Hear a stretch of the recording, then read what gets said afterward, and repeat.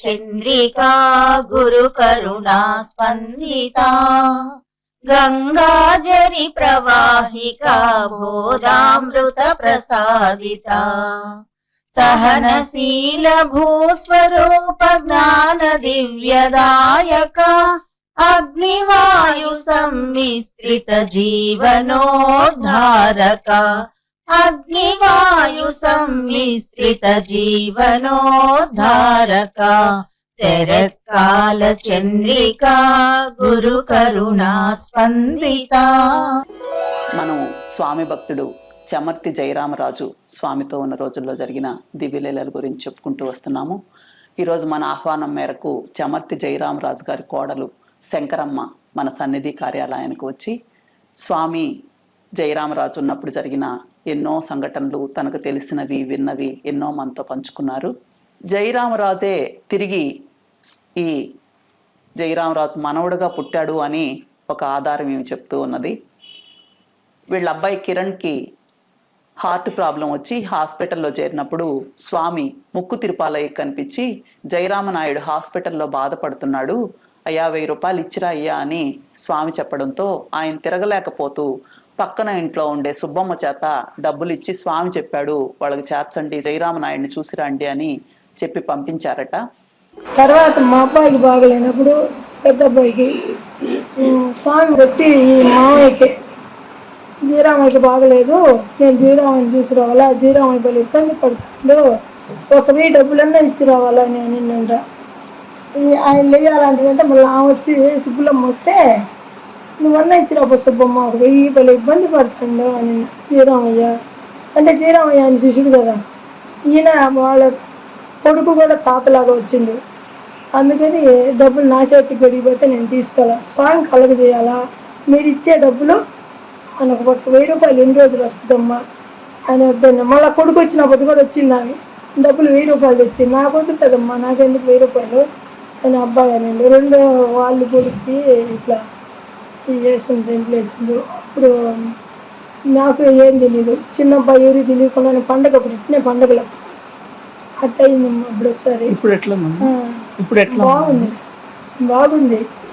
ఇది వీళ్ళకి ఆ సంఘటనకి ఎలా రిలేటెడ్ అనేది గమనిస్తే, జయరామరాజు చనిపోయిన కొద్ది రోజులకి జయరామరాజు ఈ కోడలకి కల్లో కనిపించి, అమ్మ నన్ను ఇంట్లో ఉండమంటావా వెళ్ళిపోమ్మంటావా అని అడిగాడని, తాత ఇది నీ ఇళ్ళు నువ్వు ఉండాలా అని చెప్పడం, ఆ తర్వాత ఆ మొదటి బిడ్డ కలగటం కూడా ఈమె ఆ కల్లో జరిగిన సంఘటన కూడా ఈమె తిరిగి గుర్తు చేసుకున్నారు. ఆ విధంగా స్వామి జయరామరాజు తిరిగి మళ్ళీ జన్మకు వచ్చిన తర్వాత కూడా ఆయన్ని గుర్తుపెట్టుకొని ఆయన ఆ విధంగా అనుగ్రహించి ఈరోజు వీళ్ళ కొడుకు లక్షణంగా ఉంటాడంటే అది స్వామి దయ వల్లనే అని ఆమె గుర్తు చేసుకున్నారు. చనిపోయిన తర్వాత నన్ను ఉండమంటవా పొమ్మంటవా అని అడిగిండు. అడిగితే నేను తాత నీదే ఇల్లు నువ్వు పోవద్దని చెప్పా. పెద్ద కొడుకు. అలాగే ఈమెకి జ్వరం వచ్చినప్పుడు కూడా ఒకసారి 3 నెలలు మంచంలో ఉన్నదట. చాలా బాధలు పడుతూ స్వామి నిన్నే మా ఇంటి ఇలవేల్పుగా వేడుకుంటున్నాను, నన్ను చంపేనన్నా చంపేసి లేదంటే రక్షించనన్నా కాపాడు అని ఈమె వేడుకుంటే స్వామి కల్లో కనిపించి, అమ్మ చాలా మంటలు ఎక్కువగా ఉన్నాయి, వాటిని అన్నిటిని ఆర్పుతున్నానమ్మా అని స్వామి చెప్పటం, ఆ విధంగా ఆ తర్వాత ఆమెకి క్రమేణా కోలుకొని తిరిగి ఈరోజు బాగున్నానంటే ఇది స్వామి దయ అని గుర్తు చేసుకున్నారు.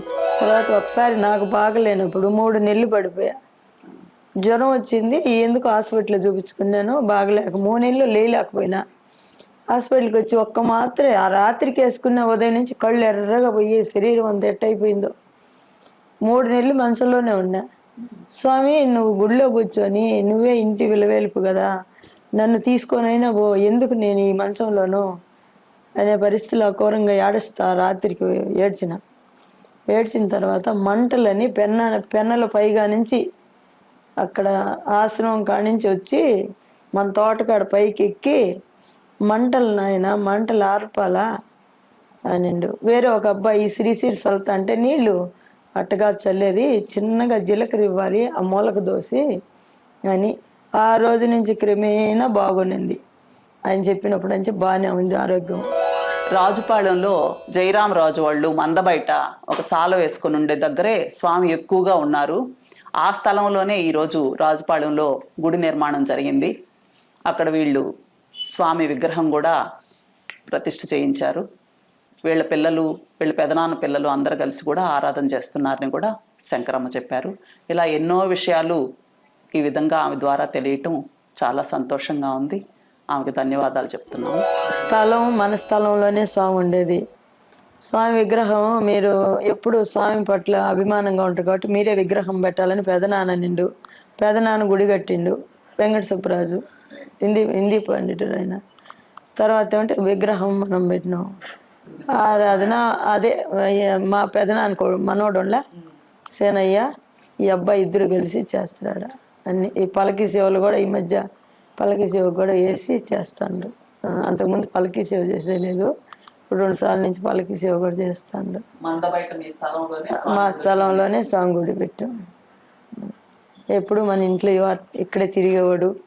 ఎట్లో పెన్న మీద మంటలు వేసేది, అన్నీ చేసేవాడు.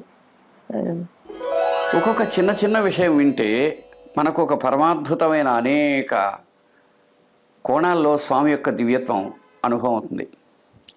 నిన్న మన చిరంజీవి ఒక మాట చెప్పింది, అవి విన్నప్పుడు మనసెంతో పులకించింది.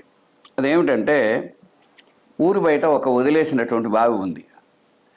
ఆ బావిలో పూడిక తీస్తున్నారు. అంటే ఏమిటి, వదిలేసిన బావిలో నీళ్లు కావాల్సి వచ్చినప్పుడు ఇంకొంచెం లోతుగా గన తీస్తే దాని కింద చట్టు ఉండవచ్చు, బండ ఉండవచ్చు, లేదా గట్టిగా ఉండేటువంటివి ఉండవచ్చు. సరే, వాటిలోంచి తీస్తున్నారు. అది తీసిన తర్వాత ఒక పక్క గడ్డపారతో తవ్వుతారు. ఇంకోవైపు ఒక చిన్న గూడు కట్టుకున్న ఆ పక్షి గూడులోంచి 2 పక్షులు లేచి వెళ్ళిపోయి, అలా వెళ్ళిపోయాక దూరంగా కూర్చున్న స్వామి వాటిని చూసి అన్నాడు, అయ్యా అవి మీ బిడ్డలుగా వస్తున్నాయని. మిత్రులారా, సోదరులారా, గురుబంధువులారా, మన దేశంలో ఆధ్యాత్మికమైనటువంటి జ్ఞానపూర్ణులైన మహాత్ములు ఎందరో పుట్టుతున్నారు, ఎప్పటికీ పుడతారు. అటువంటి భారతావనిలో వెంకటస్వామి అగ్రశ్రేణిలో గుర్తించుకోదగిన వారు. ఆయన చెప్పారు, అక్కడ ఏమిటి, వాళ్ళ పొలంలో తలదాచుకున్న వాళ్ళు వాళ్ళ బ్రతుకులో ఇంట్లో తలదాచుకునే బిడ్డలుగా పుడతారు, రుణానుబంధం అటువంటిది అని. అప్పుడు పక్షులు, తర్వాత ఆ ఇంట్లో మనుషులు కాబోతున్నారని. అయితే అక్కడి వాళ్ళు ఉన్నారు కదా, మొట్టమొదట వాళ్ళు చాలా వరకు నమ్మరు. ఒకవేళ నమ్మినా వెంకటస్వామి మాట నిజమవుతుంది, అబద్ధం కాదనుకున్న ఆశ్చర్యంలో మునిగి గమ్మునుంటారు. మీకు గనుక ఎక్కడైనా మహాత్ములు గనుక ఎదురుపడితే వారిని సాధన స్మరణ పరంగా వాళ్ళ సేవ చేయటం ఎలా అంటే, వెంటనే వారికి నమస్కరించి తండ్రి ఏది ఉత్తమము తరుణోపాయమని అడగాలి. అప్పుడు వెంటనే వారు దానికి తగిన రీతిలో ఉపదేశిస్తారు, మార్గనిర్దేశనం చేస్తారు. అది సర్వజీవులకు మేలవుతుంది, సర్వజీవులకు మేలవుతుంది. కాబట్టి స్వామివారు ఏదైనా ఓ మాట చెబితే ఉత్తములైన జ్ఞానపూర్ణులైనటువంటి అవధూత స్వామి అనే వెంకయ్య స్వామి ఒక గొప్ప దృష్టితో, అప్పుడు ఆయన దృష్టి ఎలా ఉంటుంది? భగవద్గీత ఏం చెబుతుంది? జాతస్య హి ధ్రువో మృత్యు ధ్రువం జన్మ మృతస్య చ తస్మాదపరిహార్యార్థే నత్వం శోచితుమర్హసి అని చెప్పినట్టు, ఎక్కడో జన్మను జీవితాన్ని పూర్తి చేసుకొని ఇక్కడికి వచ్చి ఏ రీతిగా ఎక్కడ రాబోతారో ఆయనకి తెలిసింది. తెలిసి ఆ పక్షి గురించి కానీ ఎవరి గురించి కానీ సుమారుగా మన పరిశోధనలో స్వామివారు జన్మాంతరాల గురించి స్పష్టంగా చెప్పిన విషయాలు దాదాపు 10,000 పైన ఉన్నాయి. అంటే 10,000 మంది మనుష్యుల, జీవుల జన్మాంతరాల రహస్యాలను స్వామివారు చెప్పారనమాట.